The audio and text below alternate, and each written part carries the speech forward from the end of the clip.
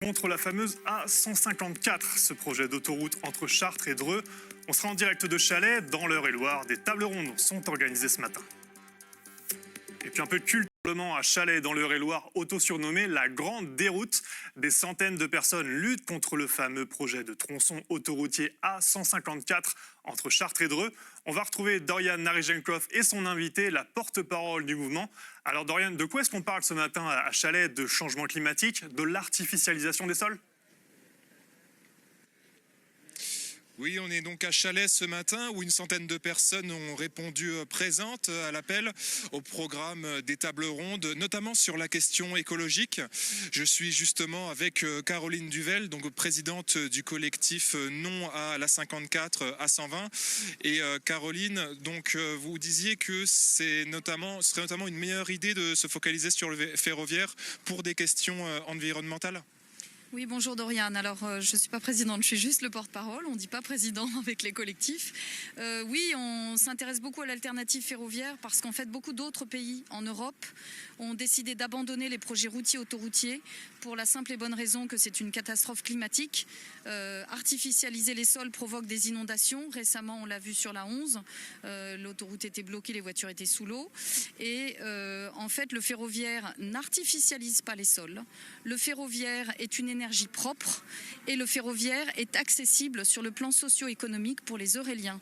Il faut savoir qu'avec le projet A154, A120, sur les 2/3 du tracé, on va privatiser notre route nationale 154 et notre route nationale 12 actuelle.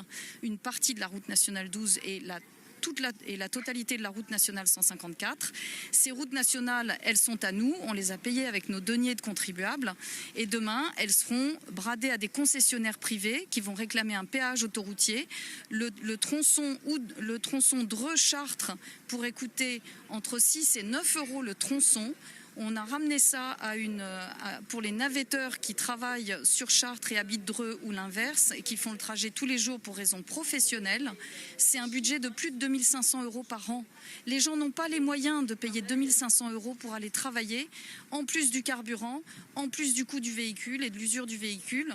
Si on remet la ligne ferroviaire Dreux-Chartres qui est toujours en place, il faut juste la moderniser, la rénover et remettre des caténaires.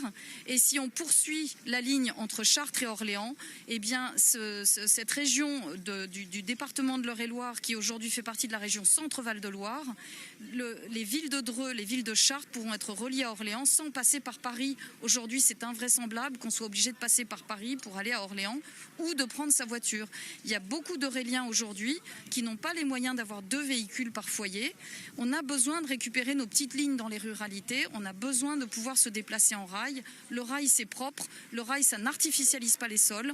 Ce projet d'autoroute va supprimer 660 hectares de terres agricoles. Donc ça met en péril notre autonomie alimentaire. Je vous remercie. Voilà. D'accord, je vous remercie. Et justement, pendant cet événement, il y a aussi de prévu la révélation de l'existence sur place donc d'une espèce animale protégée. On vous en dit plus lors du sujet de ce soir. Merci Dorian, merci aussi à Corentin Ledréon qui vous accompagne pour les images. Et comme tous les Mesdames, Messieurs, bonsoir, soyez les bienvenus dans le journal de France 3, ici 19h20 en centre Val-de-Loire. À la une de l'information dans notre région, ce nouveau rassemblement contre la fameuse A154, un projet d'autoroute entre Chartres et Dreux, ça se passe à Chalais dans l'Eure-et-Loire. Les militants pointent une bétonisation des sols inutiles et la présence d'une espèce animale rare sur le site. La mobilisation continue contre le projet de l'A154, un tronçon autoroutier qui doit relier Chartres et Dreux. Des centaines de militants étaient présents aujourd'hui, révoltés par l'artificialisation de terres agricoles où vit une espèce protégée de chauve-souris. Reportage à Chalais dans l'Eure-et-Loire avec Dorian Narijenkov et Corentin Ledréon. Ils sont une centaine ce samedi matin à avoir répondu présent à l'appel du collectif Non à l'A154 à 120. Au programme, diverses tables rondes pour un événement qui se veut ouvert à tous. Mais parmi les maires euréliens invités, seul celui de Gazville-Ouassem s'est déplacé. Sa commune a en effet subi 2 inondations ces 2 derniers mois. Entre artificialisation des sols et études d'impact obsolètes, une nouvelle autoroute ne va rien arranger selon lui. L'A11 qui traverse le territoire de notre commune a été construite dans les années 60 et ces équipements, bassins et fossés collecteurs, étaient aux normes des années 60.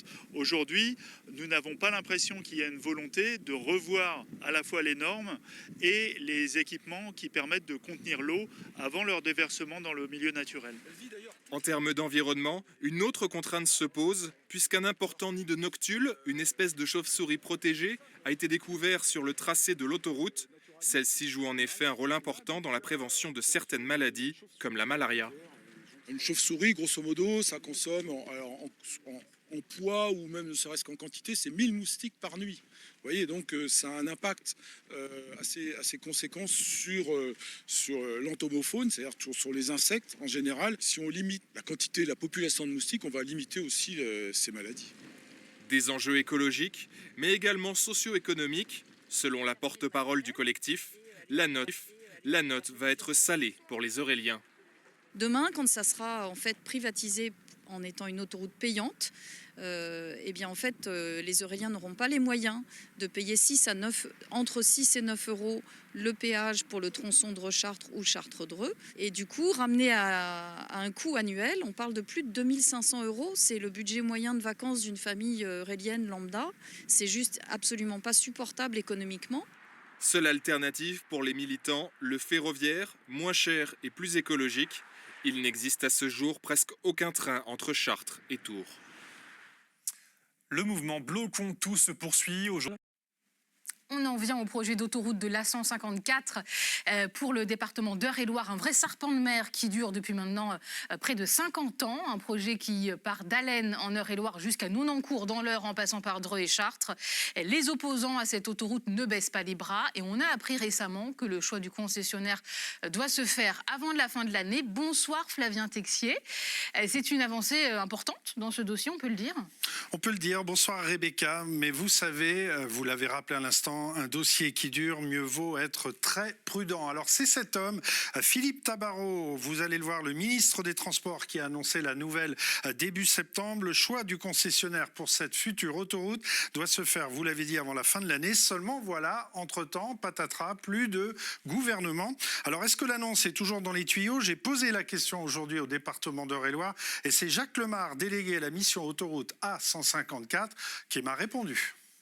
Depuis le temps que l'on parle de cette autoroute, il y a eu énormément de ministres, énormément de gouvernements, et le dossier a toujours avancé. Il avance bien sûr lentement.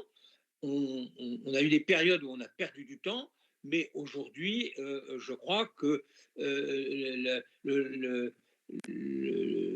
l'administration qui s'occupe de ce dossier travaille sans pour autant être freinée par un ministre démissionnaire.